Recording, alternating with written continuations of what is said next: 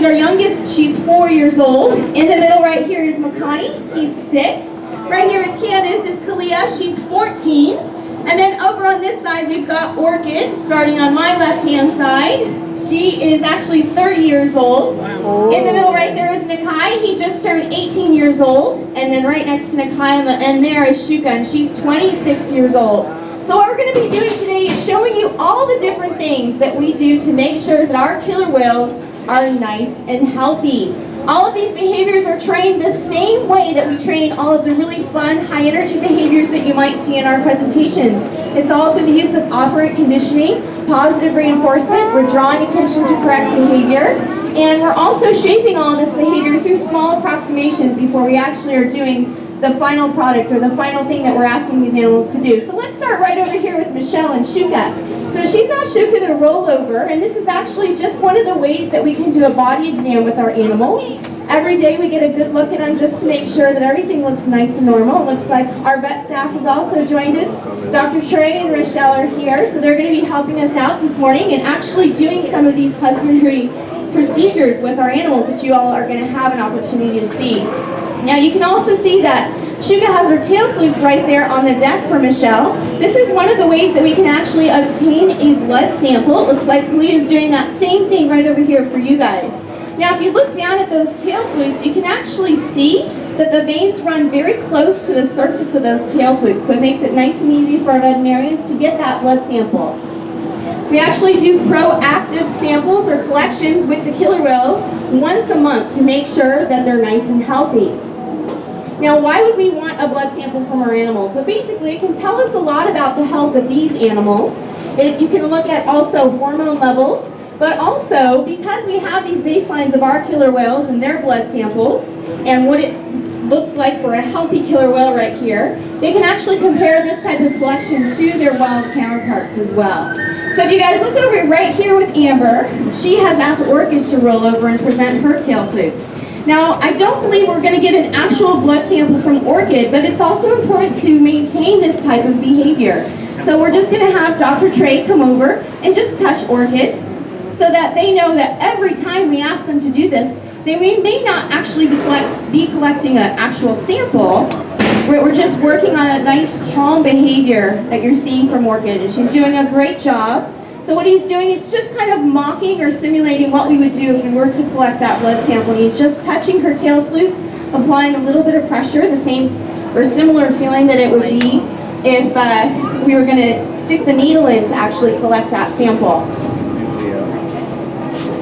All right, so next right over here, focus on Robin and Kalia. So he's going to actually ask her to slide up. Now he's asking her to come over onto our scale. So this is one of the ways we weigh our whales. But most importantly, I want you guys to watch what he's going to do. She's going to slide up on her side, and he actually has a tube in his hands. And he is going to ask her for a urine sample. So this is a trained behavior as well, kind of like how you would potty train a toddler or a younger kid.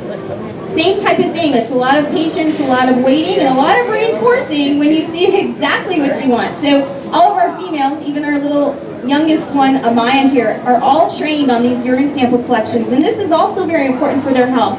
Because we actually have a hospital and a lab right here on site, they can actually process this information very quickly so that we can attend to our animals as soon as possible. Now if you look right over here with Amber and Orkid, she's actually cleaning Orkid's teeth. So let's talk a little bit about the killer whale's teeth. Some of the whales get their teeth cleaned every single day, sometimes even twice a day. Now the whales are all different, just like us genetically. Some of them have stronger teeth than others. Now the difference in their teeth and ours is their teeth are actually very soft, and they're also hollow. They don't have that thick enamel like you and I do. So they also only get one set of teeth. So if they start to use them on different things or each other in their environment, you will see that in the center, it's open, and what we do, we'll actually flush it out with a teeth cleaning solution. That's what Amber's doing right there. If you've been to the dentist and you've had that kind of water pressure sprayer in the mouth, that's the same exact thing. And if any of you guys just want to go in the meds for fun and do body present in there, that'd be great. We're going to do x-ray here. All right, so the next thing we're going to do right here is with Shouka. Michelle's going to ask her to slide up right there in that slide out. So the whales, you will see them sliding up on their own from time to time. And this is how they kind of play and also kind of look around at us. But you can see Robin, he's rolling this machine up poolside. This is actually an x-ray machine. So we are able to get x-rays on our killer whales. We can take it of their flippers, their head, their body right there, and also inside their mouth. Just like when you would go to the dentist, if you'd want, or your dentist would want to get an x-ray of your teeth, we actually do the same thing. And Michelle's just asking her to sit there nice and calm. We train them to allow us to put all these different things very close to their face. And you can see she did a great job. All the whales are pretty good at this. Doesn't seem to be a big challenging thing for them. All they have to do is just sit there nice and calmly. Now if you look over on this side, you can see that Caitlin is also cleaning Nakai's teeth like Amber was doing with Orkid. But for you guys over here, I'm waving at you. We'll look right down below you. Candace has asked Kalia to roll over, and we're actually going to try and collect a blood sample from Kalia. So she's asking her to just lay there, and you can see Makani's in that same position, and rest her tail flukes on the edge. We just want her to be nice and calm while Dr. Trey rubs her tail flukes. And you can see she's a little bit wiggly, so Candace is just going to give her an opportunity to relax for a second. Makani did that same thing, and you can see little Amaya, she's even in her little fluke present. So she's going to ask her to roll over again. You guys can look down and take a good look at those tail flukes. Hopefully you can see the veins running very close to the surface. And then if you are right over here, you guys get a good look of Orkid right there in the center. And for those of you in our skywalks, focus your attention to the center as well. Orkid's inside our medical pool. Now this pool right here actually has a false bottom on it, so we have the ability to lift the whales completely up and out of the water so that our veterinarians can get very close to them if they need to, or if we need to get a better look at them up and out of the water. And we do this every single day. They pretty much come in and out of this pool, so it's very normal for them. You guys are checking out that sample over there. Kalia's doing a very good job with Candace and Dr. Trey. And they actually are getting that sample. That's very cool. So this is Kalia's routine sample right here. Once a month we collect these samples, like I said, just to proactively make sure that they are nice and healthy.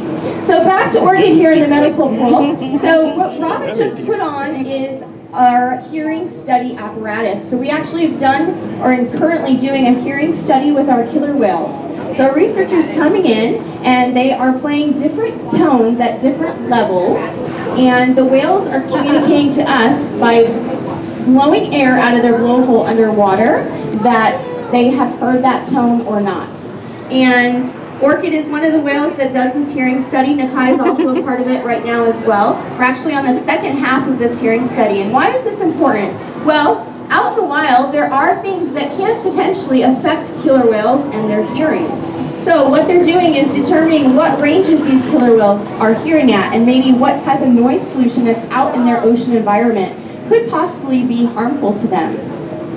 So what Amber did is she asked Orkid to go down and target onto that hearing study apparatus.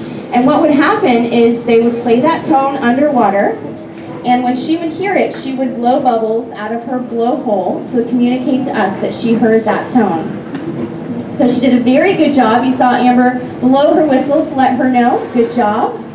And you can see she's going to receive a type of reward. So something also important about the animal's health and well-being is they all eat restaurant quality fish, and depending on their size and age, they're going to eat a variety of amounts. Now our youngsters, we want to make sure that they're continuing to grow. And one of the things that we can do to make sure that they are continuing to grow is to make sure they're continually getting the proper nutrition.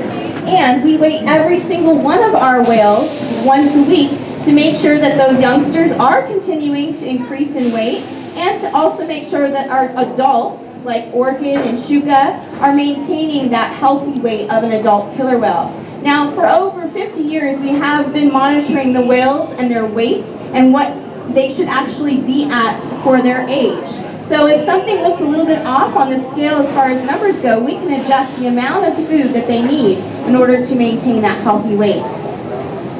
All right, so, okay, Shouka's going to head into the med pool now where Orkid was. All right, Makani's going to slide up on the scale right here, so check him out. So like I said, this is just like them sliding out into the slide outs when they play around. But this is our scale, and when he's up there, we can actually walk over to a monitor so that we can check his weight. Right now, Makani's weighing in at just about 3,500 pounds. Okay, it looks like Nakai's going into the med pool, not Shouka. So Shouka's sliding out on her side. Nakai is heading here into our medical pool.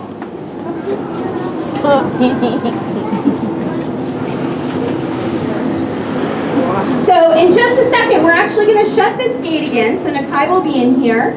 And we are actually going to lift Nakai up and out of the water. So for those of you that are very close to this medical pool here, so they're going to lift that one there up. is going to be a loud noise when the power turns on. It's a big motor that will actually lift that floor. So just prepare yourself for that so it doesn't startle you. And like I said, this is trained just like all the other things that you've seen around the pool, the fluke presents, the urine samples, the body exams. And this is just to make sure that if we need to get nice and close to them in any type of health emergency, we can do that. Also to just inspect their bodies because they'll be completely up and out of the water.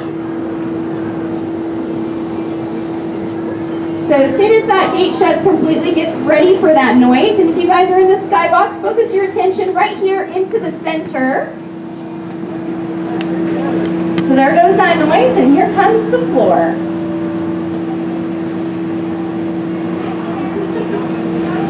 All right, so what Caitlin's looking for is for Nakai to just be nice and calm. And like I said, we do this all the time, so it's very normal for them to be lifted up and out of the water. And we're just asking him to sit there and just relax as that floor comes up under his belly. It's probably that same similar feeling as if they were to be up in a slide out. And they do slide up onto those slide outs all the time by themselves to play around and look around. So you see over here? They are very comfortable with this. You guys will get a good look at how big Nakai is. He's actually still growing. So like I said, he just turned 18 years old. Like right now he's weighing in at just over 7,000 pounds. The floor is big, which is really And as he comes up out of the water, you also might get a good look at his pectoral flippers. So males, as they mature, they actually get these very large pectoral flippers. And that's one of the ways you can tell the difference between an adult male killer whale and an adult female killer whale. The females are going to be a bit smaller, more proportionate to their bodies, whereas the male flippers are going to get very big, almost too big for their bodies. Now this is also a really good look at Nakai's dorsal fin on his back. Now one of the most common questions we get about the dorsal fin is how come sometimes they curve over. You can see Nakai's is pretty straight, but it does have a slight little lean to it. Now there's no bone or muscle in that dorsal fin. It's made up of something very similar to what's in your ear, which is cartilage. So basically with gravity it can curve over. Now what Robin's doing is he's just going to go out and touch Nakai and rub him down. So we can do this as a form of reinforcement, but also this is one of the ways that we can get a nice good look at him and just let him know that when someone's coming up to touch him, we just want him to be nice and calm. And he's doing a great job. Robin's going to walk around his tail even, so that's something very normal, so he doesn't feel nervous about that. He might just kind of poke him with his fingers. Just something different type of feeling. You did a very good job. All right, you guys. Well, we are going to wrap up our Inside Look presentation. Thank you so much for being here today, so you have an opportunity to see what our vets see and to see how we proactively care for our killer whales here at SeaWorld to make sure that they are nice and healthy. Now, I do have the ability to answer a few questions, so we have an ambassador that's in the skywalk right over here with the microphone. If you guys have any questions, you can ask them on that microphone, and I'll be able to hear you and answer you. Otherwise, we hope you all have a wonderful day. Make sure to grab your maps, your stamps, and of course your pins, and check out all of our other areas in the park today that are offering this inside look. Have a wonderful day. Thank you again, everybody.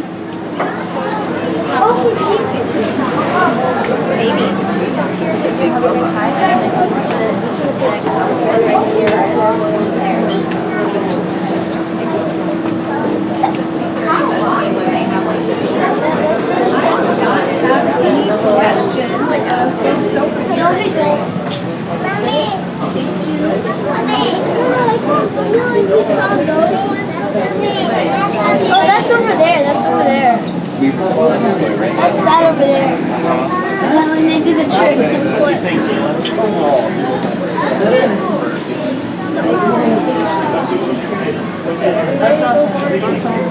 As they say, like this is the area. Back and look at it.